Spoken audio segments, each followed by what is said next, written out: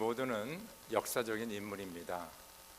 작게는 우리 가정사, 가정의 역사에 기억되는 사람이고요. 아버지나 어머니나 혹은 아들 혹은 딸로 우리가 기억되지 않습니까? 좀 더 크게 교회에서 기억되는 인물 혹은 우리 사회에서 혹은 나라에서, 우리나라에서 기억된 인물은 이순신 장군이나 세종대왕, 그런 역사적인 인물들이죠. 세계적으로 기억되는 인물들이 있습니다. 그래서 우리는 역사적인 사람들입니다. 그래서 가정에서, 교회에서, 사회에서, 나라에서 기억되는 사람들입니다. 오늘 우리가 모세에 대해서 함께 묵상하는데, 우리가 모세를 딱 생각하면 기억되는 게 있어요. 이스라엘 민족을 이집트에서 구해낸 지도자, 딱 이렇게 잡히죠, 그림이. 그래서 400년 동안 그 히브리 사람들이 이집트의 노예로 살면서 장정만 60만이 넘는 엄청난 민족이 됐는데, 누군가 그 사람들을 이끌어내려야 되잖아요. 하나님께서는 모세를 택하셔서 모세가 그 일을 하게 됩니다. 그래서 민족의 지도자, 그렇죠? 그렇게 우리가 기억하게 됩니다. 근데 성경에서는 모세를 어떻게 기억하냐면요, 출애굽기 33장 11절에 이렇게 모세를 기억하고 있습니다. 주님께서는 마치 사람이 자기 친구에게 말하듯이 모세와 얼굴을 맞이하고 말씀하셨다. 그렇게 모세에 대해서 기억하고 있어요. 우리는 그 모세가 한 엄청난 그 일에 대해서 기억하고 있지만은, 성경은 모세는 하나님과 이렇게 대면하고 친구처럼 대화를 나눴던 그런 사람이다. 그런 사람이 성경에 없어요. 사실은 하나님 만난 사람도 있지만, 이렇게 친구처럼 항상 이렇게 만나고 대화하고 그런 사람을 우리가 찾아볼 수가 없습니다. 그런 면에서 모세는 위대한 사람이죠. 그런 역사적인 일을 했을 뿐만 아니라 하나님과의 깊은 그런 교제를 했던 사람이 바로 모세라는 사람입니다. 그럼 이런 모세라는 이런 역사적인 인물이 되고 하나님과 대면하고 대화를 나눴던 사람이 되기까지 그 시작이 무엇이냐? 바로 오늘입니다. 오늘 출애굽기에 나오는 이 말씀, 출애굽기 3장에 나오는 모세가 하나님과의 그 만남을 통하여서 나중에 이런 역사적인 인물이 되고 하나님과 대면하고 대화하는 인물이 된 것을 우리가 알 수가 있습니다. 그래서 오늘 우리가 이 모세와 하나님과의 만남, 이 만남에 대해서 우리가 같이 묵상하도록 하겠습니다. 모세의 삶을 우리가 공부하게 되면 정확하게 이렇게 3등분으로 되어 있죠. 그래서 3 parts of his life.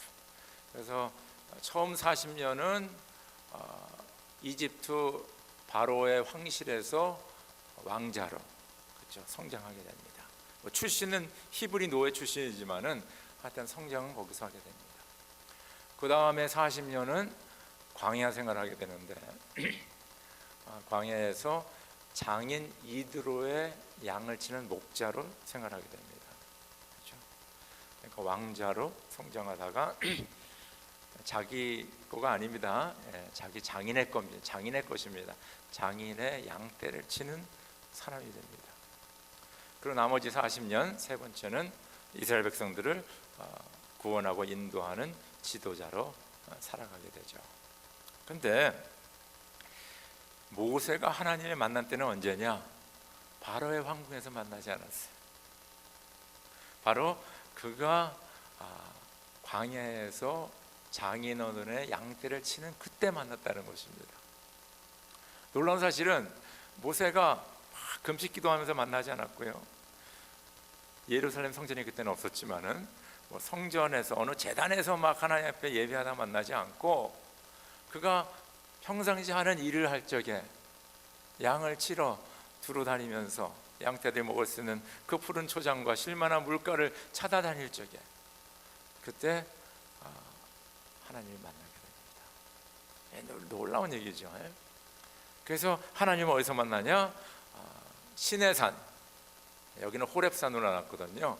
그래서 그 똑같은 산을 두고 어떤 사람들은 호렙 사람이라고 얘기하고 어떤 사람은 시내산이라고 얘기합니다. 좀 이상할지 모르지만은 우리가 항상 마음에 그리는 그 백두산도 이름이 두 개 있어요. 백두산이 있고 또 뭐라 그래요? 장백산. 그래서 장백산이라고 부릅니다. 똑같은 산을 가지고 백두산, 장백산 그렇게 부르는 거예요. 그러니까 시내산 똑같은 거예요. 우리가 아는 시내산, 호렙산 같은 거. 거기서 모세 happened to be, 그렇죠? 자기 양떼를 데리고 그 지역을 가는데 거기서 하나님을 만나게 됩니다. 근데 하나님의 이 만남이 중요합니다. 이 만남을 우리가 잘 알아야 돼요. 깨달음이 있어야 우리가 은혜를 받아야 됩니다. 자, 이 만남인데 하나님께서는 어디에 임재하시냐 하면 오늘 보니까 표준세 번역에는 떨기에 임하셨다 그랬습니다. 근데 우리 개역 성경은 뭐예요? 떨기 나무로 그렇게 번역이 됐잖아요. 그래서 사실 같은 거지만은 이것을 얘기할 때 약간 느낌이 달라지는 거. 나무 하면 그라운드, 그죠? 땅에 이렇게 심어진 나무죠. 그러나 떨기 나무 하면 뭐 잎사귀도 없고 열매도 없고 좀 죽은 나무며 죽은 나무, 그렇죠?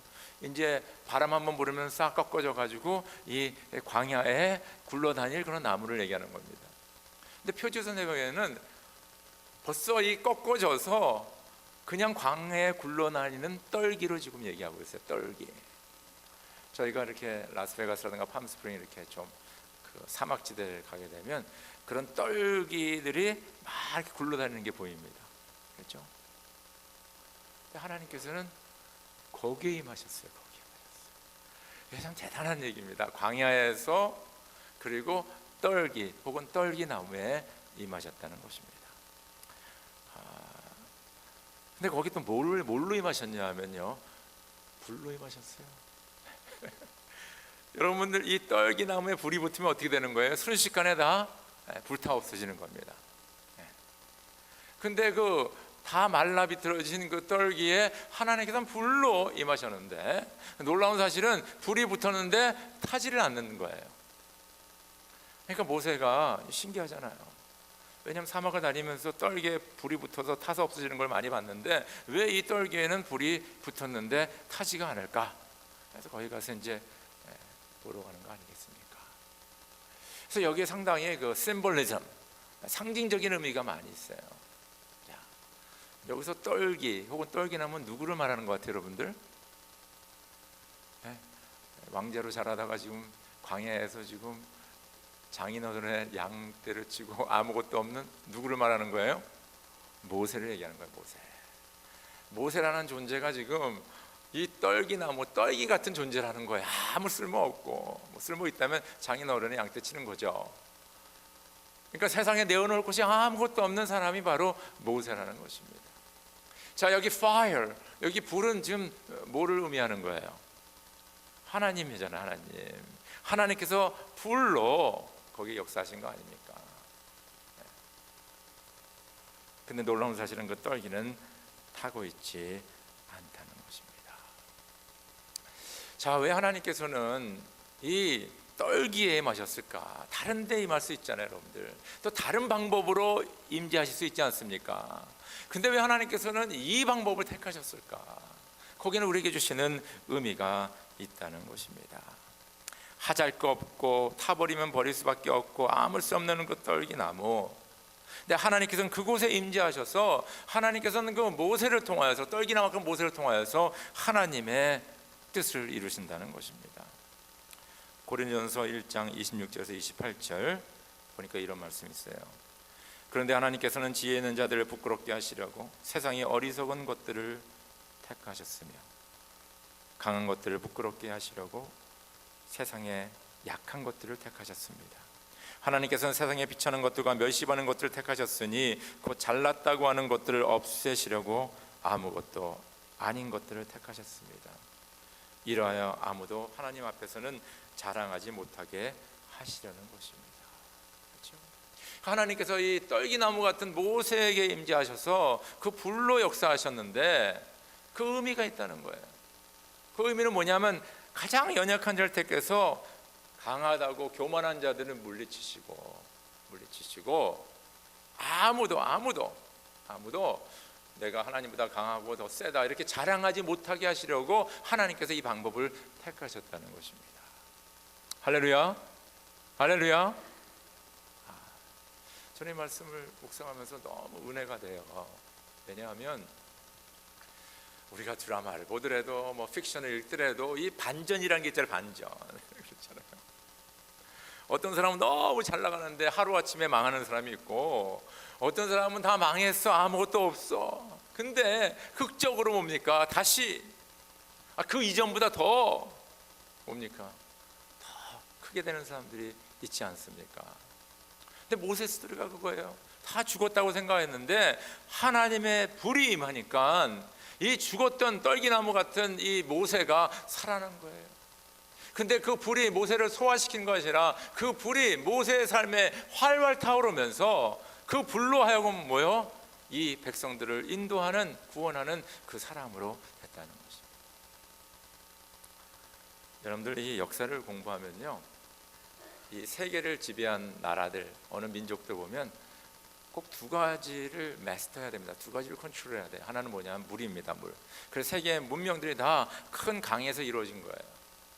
나일강, 유브라데스강, 간제스강, 황야강, 거기서 다 세계 문명들이 일어난 거예요. 두 번째가 뭔지 아십니까? 불을 컨트롤하는 거예요. 불을. 그렇죠?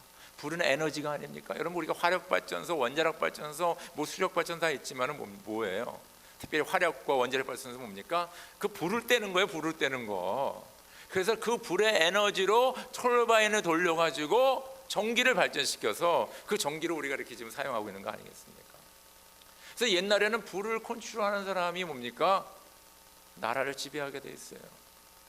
근데 지금 하나님께서는 모세의 인생에 불로 임하시는데, 이 불은 내가 컨트롤하는 게 아니라 어느 분이 컨트롤하는 거예요? 이 불을요? 하나님의 불로 컨트롤하는 거예요. 하나님의 사로잡힌 모세의 삶이 떨기나무 같은 인생이었지만은 이제는 하나님의 불이 임한 자, 하나님의 생명과 에너지로 엄청난 역사적인 일을 감당하는 사람으로 변하게 된다는 것입니다. 그래서 하나님께서는 그 떨기나무에 임하신 것을 우리가 알 수가 있어요. 두 번째, 모세와 하나님과의 만남 속에서 어떤 일이 일어나냐면 하나님께서 모세의 이름을 부르는 겁니다. 여러분, 이거 너무 어메이징하지 않아요? 한번 같이 읽어봅시다. 4절 한번 하죠. 4절 시작. 모세가 그것을 보려고 오는 것을 보시고 하나님의 떨기 가운데서 모세야 모세야 하고 그를 부르셨다. 모세가 대답하였다. 예, 제가 여기에 있습니다. 여러분들, 하나님이 모세 이름을 불렀다는 거예요. 전지전능하시고 천하 만물을 지으신, 이 온 우주 만물을 운영하시는 하나님이 저 광야의 장인어른의 양떼를 치고 있는 그 떨기나무 같은 존재인 그 모세 이름을 불렀다는 거예요. 기가 막히지 않습니까? 예전에 지금 인구가, 모세가 살 때 3,400년 전에 세계 인구가 얼마 된지 모르지만은 지금 한 70억 얘기하고 70억 얘기하고 있습니다. 수많은 사람들이 있는데 이 수많은 사람들 가운데 하나님께서 저 혹은 여러분 한 사람을 찾아오셔서 아무개야 이름을 부르는 거예요. 이게 대단한 일입니다. 대단한 일이에요. 어떻게 하나님께서는 모세의 이름을 부르셨을까? 어떻게 그 모세라는 사람을 부르셨을까? 저는 이 말씀 묵상하면서 하나님의 음성이 어땠을까 그 생각이 들더라고요. 예를 들어서 바리톤 모세야 뭐 이렇게 부르셨을까? 아니면 테너로 모세야 부르셨을까? 아니면 천둥과 우리와 같이 엄청난 소리로 부르셨을까? 한번 상상해 보시기 바랍니다. 근데 제가 보기에는 아버지나 어머니의 그런 아주 우리의 마음을 포근하게 하는 그런 음성을 들려줬을 것 같아요. 왜냐하면 모세가 도망가지 않았거든요. 그래서 모세야 모세야, 그의 귀에 익숙한 이름, 그 목소리 들려주신 것 같아요. 어떻게 모세 이름을 한번 생각해봐. 어떻게 모세 이름을 불렀을까? 어떻게 모세를 그렇죠? 찾아오셨을까? 그 수많은 사람들 가운데 예레미야 1장 4절 5절 말씀 보면 예레미야와 하나님과의 만남 속에서 하나님의 음성을 이렇게 기록하고 있습니다. 주님께서 나에게 말씀하셨다. 내가 너를 모태에서 짓기도 전에 너를 선택하고 네가 태어나기도 전에 너를 거룩하게 구별해서 뭇 민족에게 보낼 예언자로 세웠다. 그렇게 말씀하고 있어요. 이 말씀 너무 은혜가 되지 않아요? 예레미야에게 주신 말씀이 너의 생명이 만들어지기 전에 하나님께서 뭡니까? 벌써 너를 선택하고 계획하시고, 그리고 어머니 뱃속에서 9개월 동안 있을 때 내가 너를 구별하였다 이거예요. 그리고 세상에 태어날 때 뭐예요? 내가 너를 예언자로 세워 만민을 향하여서 나의 말을 증거하게 하였다는 거예요. 그러니까 하나님께서는 모세의 이름을 불렀을 때 벌써 모세에게 생명을 주기 전에 모세라는 것, 그 사람을 뭡니까? 벌써 다 계획하고 계시고, 모세가 그 어머니의 뱃속에서 9개월 동안 있을 때 모세를 벌써 그 배 안에서 벌써 거룩하게 하셨다는 겁니다. 그리고 모세가 태어날 때 벌써 하나님의 사람으로 이 백성들을 인도할 그 지도자로 벌써 하나님께서는 그를 택하시고 부르셨다는 거예요. 모세의 삶을 보면 파란만장한 상 아닙니까?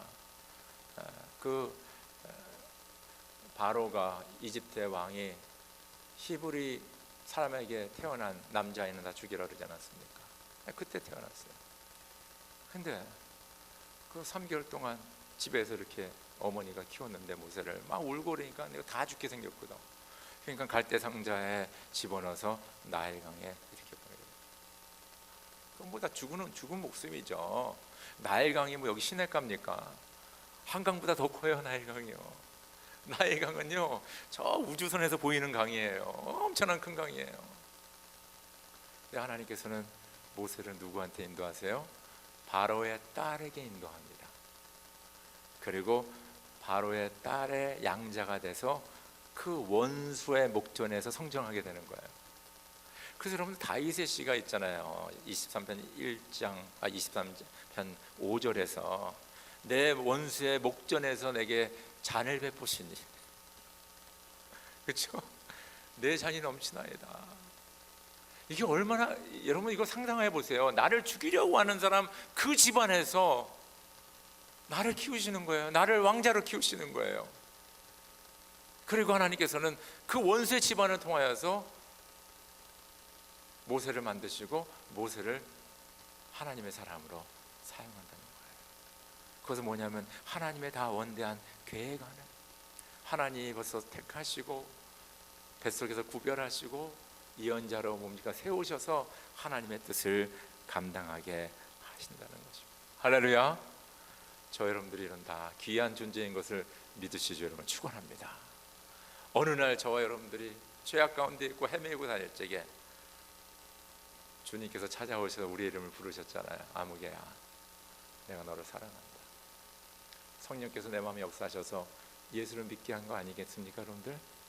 그것이 바로 예전서부터 다 계획된 하나님의 뜻 가운데서 이루어지는 것을 믿으시길 여러분을 축원합니다.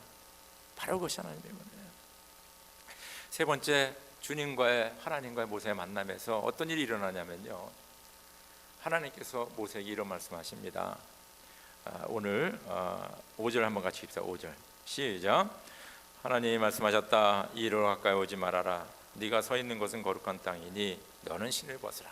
하여튼 신을 벗으라는 거예요.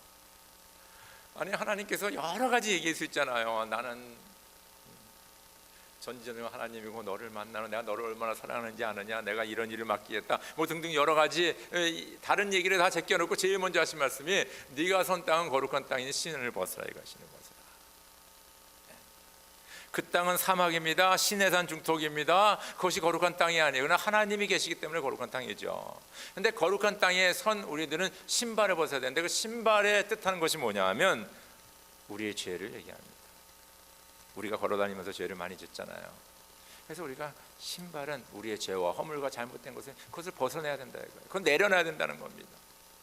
예수님께서 잡히시던 날 밤, 오늘 성찬식 하는데 그날 밤에 예수님께서 식사 도중에 일어나셔서 뭐 하셨어요, 여러분들? 제자들의 발을 여러분 생각해 보세요. 머리도 씻겨줄 수 있고 얼굴도 씻어줄 수 있고 손도 씻어줄 수 있는데 예수님은 뭡니까? 제자들의 발을 씻겼어요. 베드로가 그래요. 아니, 나는 못 씻습니다. 예수님이 뭐라 해요? 너희는 다른 데는 깨끗한데 발이 더럽다. 발에 죄가 있다는 거예요. 그래서 내가 너희들의 발을 씻겨준다 그랬어요.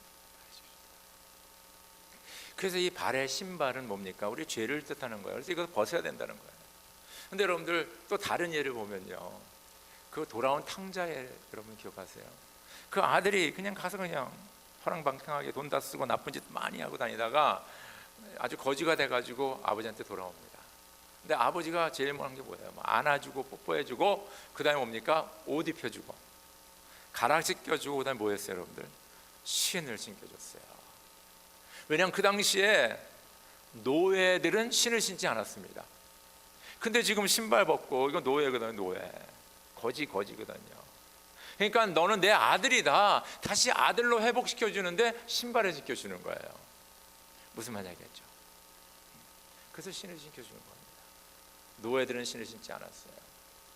그런데 하나님께서는 모세를 부르셔서 거룩한 땅에 신은 발을 벗으라 그랬어요. 여긴 두 가지 큰 의미가 있어요. 하나는 뭐냐면 뭐예요? 너의 죄악된 거, 죄의 허물을 다 내려놔라.